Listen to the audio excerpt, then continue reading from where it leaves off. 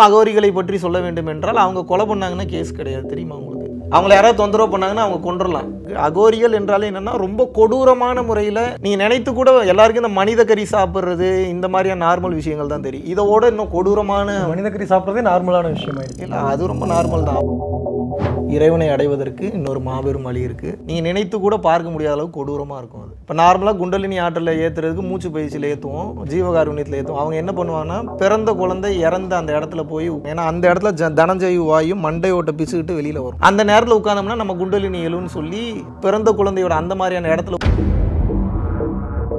உண்மையான அகோரியோட நிலை எப்படி இருக்கும் அப்படின்னா பக்கத்தில் போக முடியாது. ஒரு 20 மீட்டர் நீங்கள் டிஸ்டன்ஸ் மெயின்டைன் பண்ணிங்கனாவே அவங்களோட அனல் அப்படி அடிக்கும். அந்த லெவல் இருப்பாங்க. அவங்க விந்து கட்டுப்பாடு அவ்வளோ ஸ்ட்ராங்காக இருக்கும். அவங்களுக்கு பிரம்மச்சரியத்தில் உச்சகட்டத்தில் இருப்பாங்க.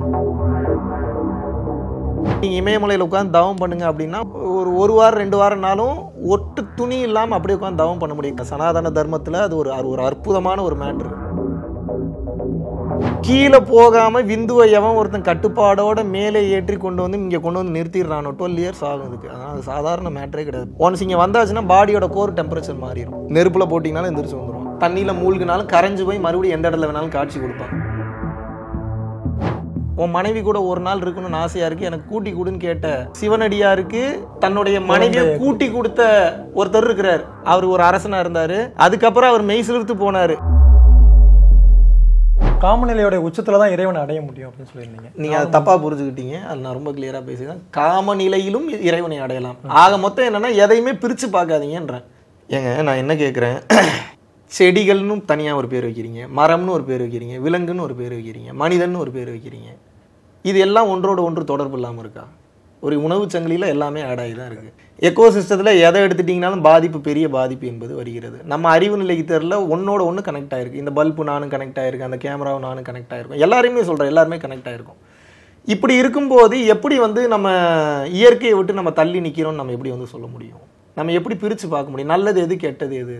நான் புண்ணியம் நான் பாவம்ங்கிறார் ஆதிசங்கரர். பாவ புண்ணியமே பேசாதீங்க, பாவமும் இல்லை புண்ணியம் இல்லைங்கிறார். அந்த நிலையை கடக்கும்போது அது வரைக்கும் பாவ புண்ணியம் இருக்குது.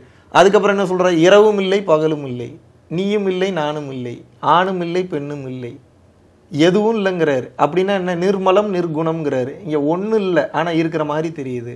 இதில் எதை நீங்கள் பிரித்து பார்ப்பீங்க? எதையுமே நீங்கள் பிரித்து பார்க்க முடியாது. எல்லாம் ஒன்று தான். டியூவாலிட்டி எப்போ போய் சிங்குலாரிட்டி வந்துடுதோ அதில் இருக்கக்கூடிய விஷயங்கள், தத்துவங்கள் தானாக புரிஞ்சு. இப்போ நான் உங்களுக்கு சொன்னது நாலேஜ். இதை நான் உணர்ந்து சொல்கிறேன். இது நாலேஜாக போகாமல் எப்போ நீங்கள் ஓப்பன் மைண்டடாக ரிசீவ் பண்ணுற கெப்பாசிட்டியில் இருக்கீங்களோ, இன்னும் வெளிப்படையாக சொல்லணும்னா தவறாக எடுத்துக்காதீங்க, எப்போ வடிகட்டின முட்டாளாக மாறிடுறீங்களோ அப்போ உங்களுக்கு அது புரிஞ்சிடும்.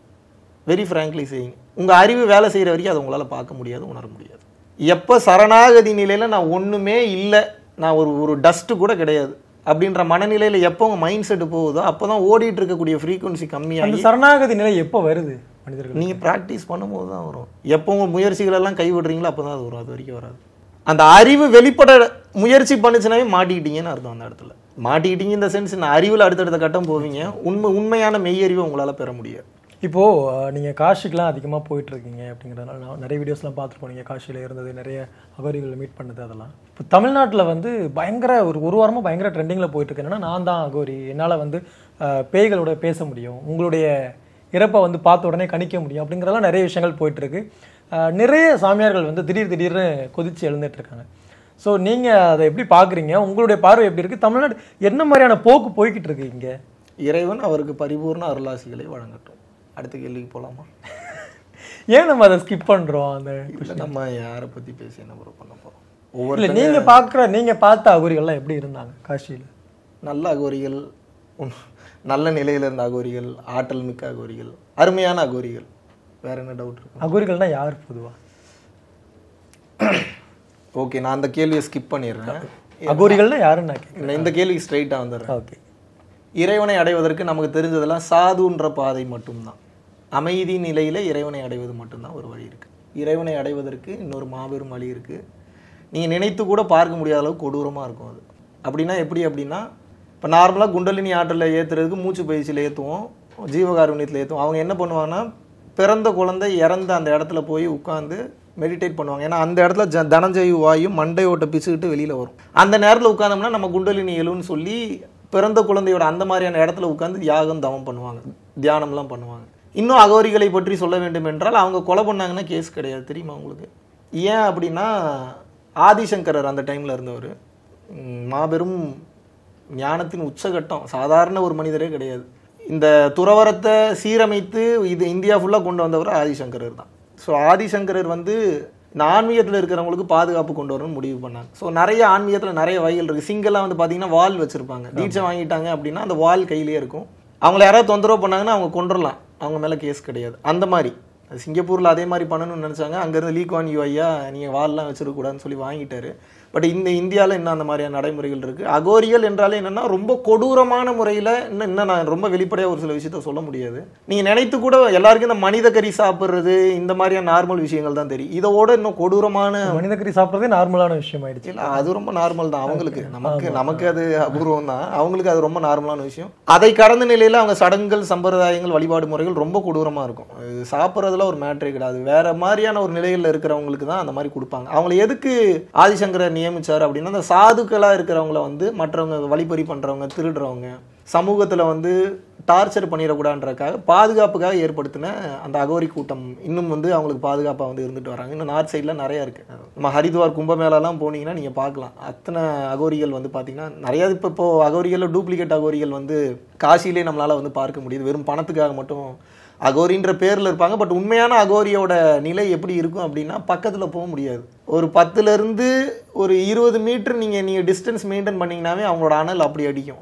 அந்த லெவல் இருப்பாங்க. அவங்க விந்து கட்டுப்பாடு அவ்வளோ ஸ்ட்ராங்காக இருக்கும். அவங்களுக்கு பிரம்மச்சரியத்தில் உச்சகட்டத்தில் இருப்பாங்க. போய் நீங்கள் இமயமலையில் உட்காந்து தவம் பண்ணுங்க அப்படின்னா ஒரு வாரம் 2 வாரம்னாலும் ஒட்டு துணி இல்லாமல் அப்படியே உட்காந்து தவம் பண்ண முடியும். காரணம் என்னென்னா, ஒரு வீடியோ கூட பார்த்துருந்தேன். அது என்ன காரணம்னு சொல்கிறீங்க? அது பல பேருக்கு அது அர்த்தம் தெரியாது.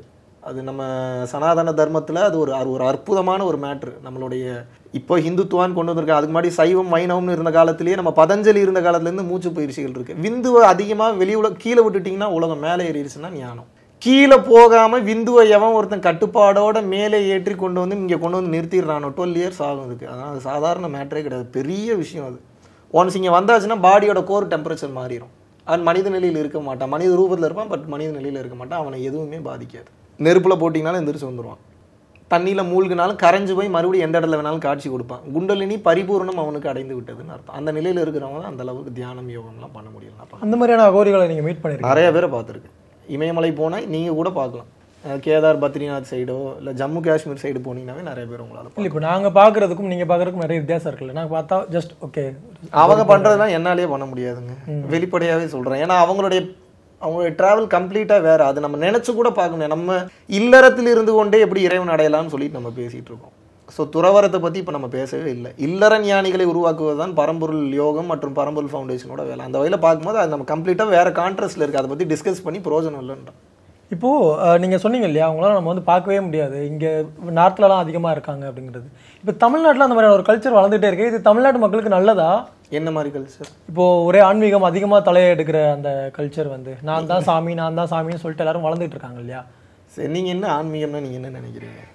அவங்களுக்கு பிடிச்ச மாதிரி, உங்களுக்கு தெரிஞ்ச மாதிரி, உங்களுக்கு தெரிஞ்ச அளவுக்கு ஆன்மீகம்னா எனக்கு தெரிஞ்சதுன்னா என்ன, நான் கண்ணை மூடிட்டு எங்கேயாவது ஒரு இடத்துல உட்காருவேன். அதாவது என்னோட மனசை நான் பக்குவப்படுத்திக்கிறேன். ஆன்மீகத்தை மறுப்பதுன்னா அதுக்கு அர்த்தம் நீங்கள் என்ன அப்படின்னா நீங்கள் தெரிஞ்சுக்கோங்க. நான் சாமியார்னு வரட்டும், இல்லை நான் சாமியார் இல்லைன்னு வரட்டும், ஏதோ ஒரு கருமாரியம்மனோ மாரியம்மனோ ஏதோ ஒரு பேரை சொல்லிட்டு வரட்டும், உண்மையான ஆன்மீகம்னா முதல்ல என்னன்றது தெரிஞ்சுக்கோங்க. ஆன்மாவை பற்றி உணர்வது படிப்பதுக்கு பேர் ஆன்மீகம். நான் ஏன்டா ஆன்மாவை பற்றி படிக்கணும்னு கேட்டிங்கன்னா, ஆன்மாவை பற்றி படிக்காம வேறு எதை பற்றி படிப்பீங்க? இந்த உடல் இயங்குறதுக்கு ஒரு ஃபியூவல் சோர்ஸ் வேணும். செத்ததுக்கு அப்புறம் அது போயிடுது. அப்போ எது இருந்துச்சு எது போச்சு? அதுக்கு பேர் ஆன்மான்னு வச்சுருக்கான், ஸ்பிரிட்டு சோல்னு வச்சுருக்கான். சரி, இருக்கும்போது ஒரு வேலை பண்ணிகிட்டு இருந்தது இல்லை, இப்போ வெளியே போனதுக்கப்புறம் என்ன வேலை பண்ணுதுன்னு தெரிஞ்சுக்கணும்ல.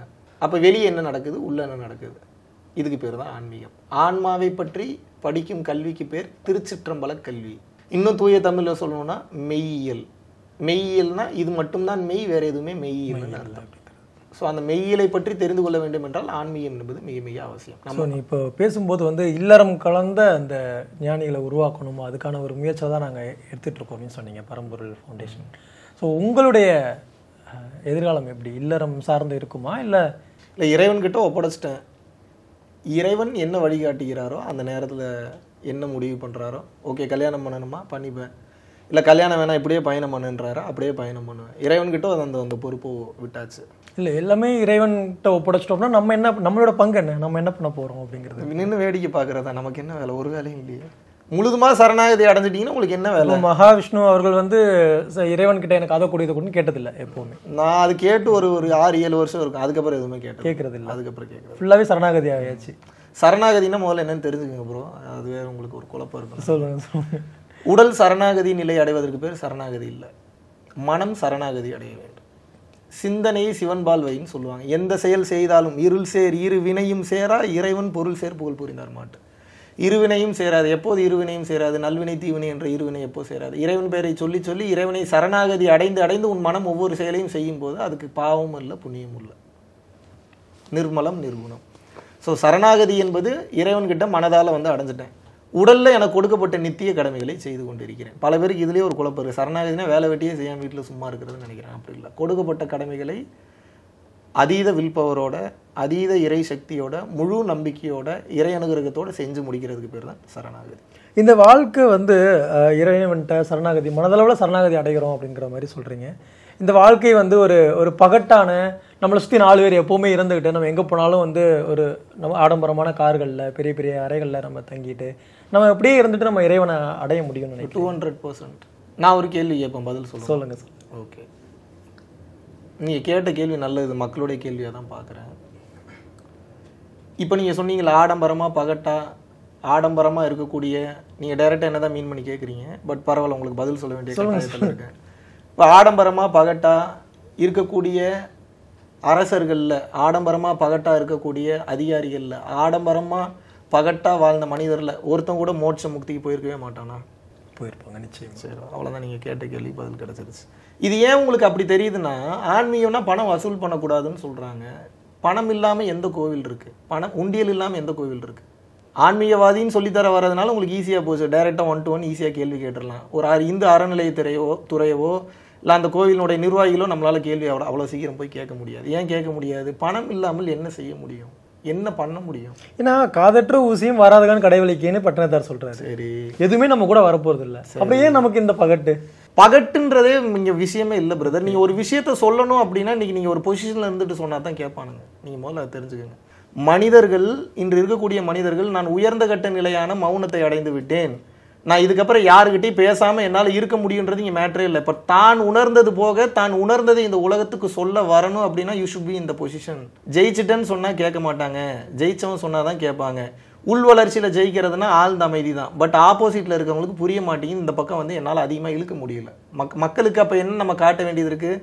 நீங்கள் நினைக்கிற மாதிரி நான் பிச்சைக்காரன் இல்லை, நான் வாழ்க்கையில் ஜெயிச்சவன் தான், இந்த வழியில் வாங்க, நீங்களும் வாழ்க்கையில் இந்த அனுபவத்தை பெற்றுக்கொண்டு அனுபவித்து கொண்டு, முதல்ல நல்லா புரிஞ்சுக்கோங்க, திருக்குறள் சொல்லித்தராத விஷயமே கிடையாது. அறம் சார்ந்த வாழ்க்கை, அறத்துப்பால்.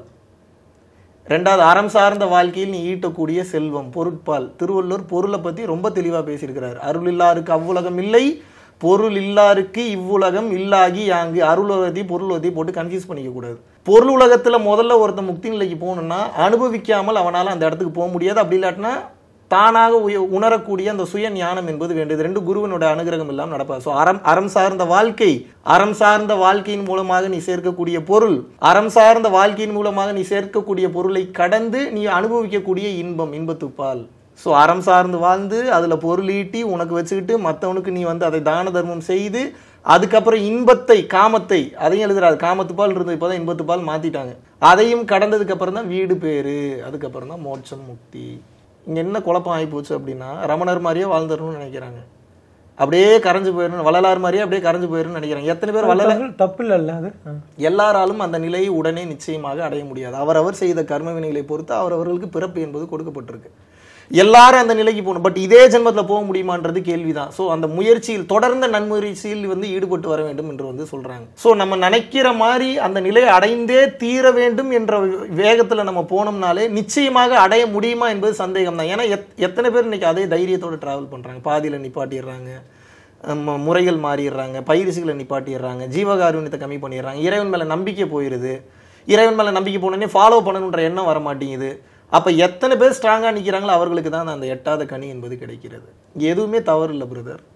நீங்கள் எந்த கேள்வி கேட்டிங்களோ அந்த கேள்வியை செஞ்சு பதிலாக காமிச்ச எக்ஸாம்பிள் இந்த உலகத்தில் ஒருத்தங்க இருக்காங்க. ஒரு சிவனடியார் கேட்டு தன் மனைவியை, உன் மனைவி கூட ஒரு நாள் இருக்கணும்னு ஆசையாக இருக்குது, எனக்கு கூட்டி கூடுன்னு கேட்ட ஒரு ஒரு ஒரு சிவனடியாருக்கு தன்னுடைய மனைவியை கூட்டி கொடுத்த ஒருத்தர் இருக்கிறார். அவர் ஒரு அரசனாக இருந்தார்.